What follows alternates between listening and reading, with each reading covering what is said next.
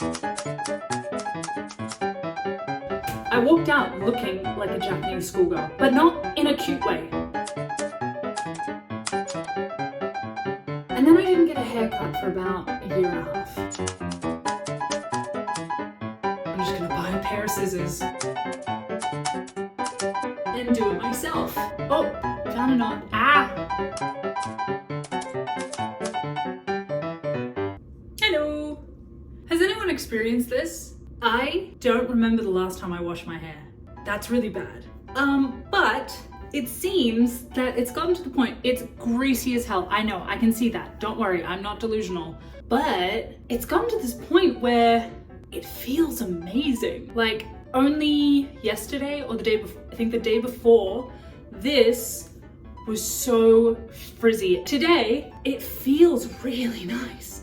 And I do remember that a hairdresser told me that if you've got like oily hair, just brush it through. So I'm gonna take that as a win for laziness. When I don't wash my hair like this, I just think like, oh, my hair sucks, it looks horrible, I need to get a haircut, blah, blah, blah. And then I'll wash my hair and I'll be like, I'm gorgeous. But this time, I've gone full circle where I haven't washed it for so long. I've gotten through the hating my hair stage, but managed to not give too much of a fuck in that stage. And then I've pushed through and gone all the way back around to, oh my God, my hair looks amazing. I know it doesn't look amazing, but it feels, I wish you could feel it. It is kind of gross. Look at that forehead. This is why I need to wash it so that I can cover this valley of forehead. Oh, look at that, look. I feel like wait. Mate, we are back in the early 2000s. I am in my greasy emo fringe phase. If I just had like a big old funky clip to put there and like some hairspray, oh yeah. Either that or I'm in the balding man comb over phase. Oh, found a knot. Ah! I feel like if, what's his name? Mondo. Matt Mondo? Dan Mondo? Carl Mondo? Something Mondo.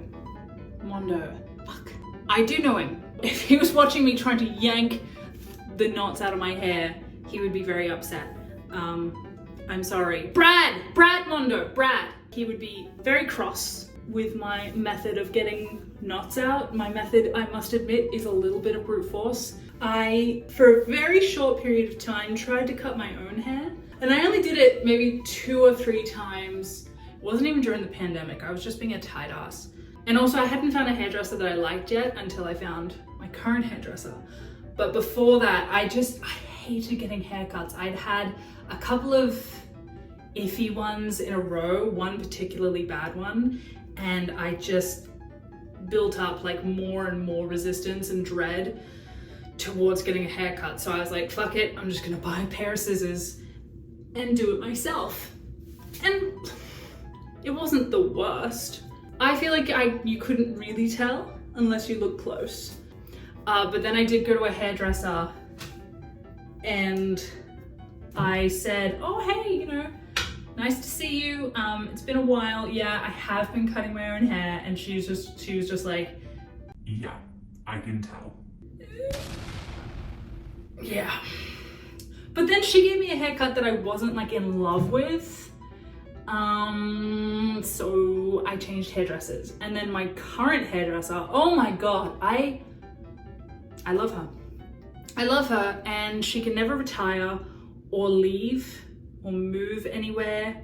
I will have abandonment issues for life if she decides to do something else besides hairdressing. One time I got a haircut. This was a few years ago, but I am still scarred. I asked for a layered, messy cut because I like, you know, I just like things to be pretty wavy, and I have, you can't really tell, I do have curly hair. It's just weighted down right now by the sheer amount of oil. So I was like, you know, I want big messy layers, you know, and a fringe that sort of is like jagged and then it steps down so that it frames my face. And he was like, great, let's do it. When I tell you that he did exactly the opposite of everything that I asked for, I walked out with a straight fringe, no layers. It was like straight, like a Japanese schoolgirl. I walked out looking like a Japanese schoolgirl, but not in a cute way. No, not in a cute way. I do not suit that look. There are plenty of people who do. I am not one of them. It was so bad. Classic. I was like, oh my God, thank you. Okay, I'll book in. And then I went to my car and cried. Yeah, it was bad. I pretty much just pinned that shit back for months until it finally grew out. And then I didn't get a haircut for about a year and a half. So I kind of just gave up. I gave up on my dream of this big, messy, sexy haircut until finally I met the woman of my dreams. And no, I can't link her because all I have is her phone number and I feel like that would be weird. And I got her number through a client of mine. And thank God, because she gave me this haircut that was honestly the haircut of my dreams. I had never before felt so good walking out of a hairdresser. Obviously you can't tell now because this was 4 months ago. I'm really bad at haircuts. I'm not a every 6 weeks kind of gal. But yeah, she gave me the messy fringe. She full went bangs. I went bangs and it looked good. She gave me the messy bangs with the step down fringe. Oh, face framing and the layers, okay? When I said layers, she heard me. Oh my God, she heard me. Didn't even wet my hair. This is the other thing. Every other hairdresser I've ever been to has wet my hair down to every last strand being absolutely soaked. And then they cut my hair. Even though my hair has a curl, has a wave, so if you wet it, you don't know what's gonna happen. She didn't wet my hair at all. She cut it dry and she was just coming in, she was just like, just really messy, really chaotic. And at first I was like, oh my God, I'm just trusting. But by the time she was finished, I got in my car and I was just like,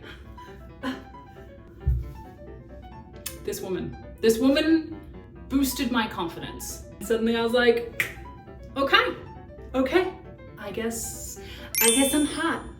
Not now, not right now, but you know, in that moment. So that's my hair story. The Chronicles of Ellen's hair. It's been a journey. Thank you so much for being here. I feel like I've just been through a bit of therapy. I really needed to get that off my chest.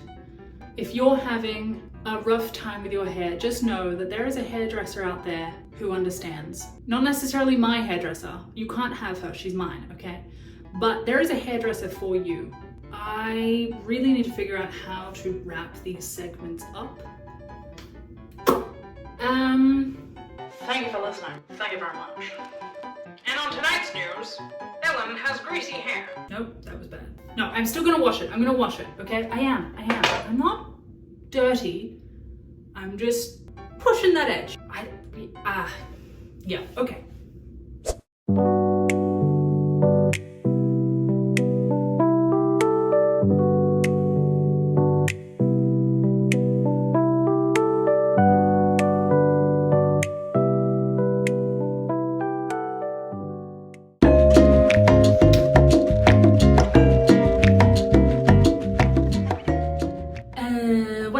Well, obviously can't show you anything from here lower, so you're just gonna have to imagine it. Actually, don't do that. That's weird. I'm not even gonna show you what I use because nobody cares. Which fair enough, because I don't know what I'm talking about. I just do what far more qualified YouTubers tell me to do. So go watch them. I usually go for the cheapest and the easiest option, which used to be absolutely nothing, but these days, I might actually have a 1 or 2 step skincare routine. I have heard that it's better to put product in your hair when it's wet, so we're gonna try that. I bought this 4 years ago and it's still going strong. I don't know if it's good. I don't even know if I like it, but I do know that it's in my cupboard and I don't have to pay for it. that I've already paid for it, so I may as well use it. I will keep using something even if I don't really like it until it's finished, because that just seems logical. And I'm not even necessarily saying that that is good. Obviously there's a happy medium. You know, I know like overconsumption core is a huge problem. People just buying random crap and then just using it once and throwing it away. That's nuts. But I think my approach to things is a little bit also too far the other way, in that I will use something that I don't even like or doesn't even work just because I bought it. Okay, well, the skin is cared, the hair is washed, and the film is filmed. So we're gonna pick this up somewhere else. Hi. If you've watched any of my videos, and I wouldn't be surprised if you haven't, you've probably seen this dress. I swear to God, I wear this dress every day. And I love this dress. It is amazing. But my clients are starting to notice. Actually, no, they noticed last summer when I wore this dress every day, to the point where I had one client ask me, Ellen, do you need more clothes? Because I wore it so much that that's all she saw me in. And I do wash it. It's just that in summer, I don't really have, or I didn't last summer, I didn't really have any other clothes to wear that were Australian summer appropriate. So I would put it in the washing machine, take it out, and put it straight back on. That's really bad. I know this. But it's the kind of material that dries really quickly. So it was either gonna dry on the clothes rack or on my body. And it's an Australian summer, so it dried on my body really quickly. Whatever, I thought it was a good idea. So I needed to invest in some other summer clothes. And that's what we're gonna try and pick out today, because my instinct is to just put this green dress on again. But we're gonna go something different today. Just cause, you know, I've gone to the effort of washing my hair. Maybe I'll put a spot of makeup on. Unlikely, super unlikely, but you know, miracles do happen. I really like these pants. I do think that they are a little old-fashioned. I think they make me look a little older, like a little mom-ish. But that's okay. I'm sort of getting more comfortable with that idea. As long as I'm like a cool mom, that's probably not it either. I just have this nice plain white top. The material is gorgeous, like very high quality. No idea what the brand is. Never heard of it. Don't care. Not a brand person. I just put it on. It fit. It's comfy. It was affordable. That's how we shop. You can kind of see what I mean about the pants. They're a little mummy, not mummy, but they fit really nice. Or at least I think so. If you don't think so, I don't care. Don't tell me.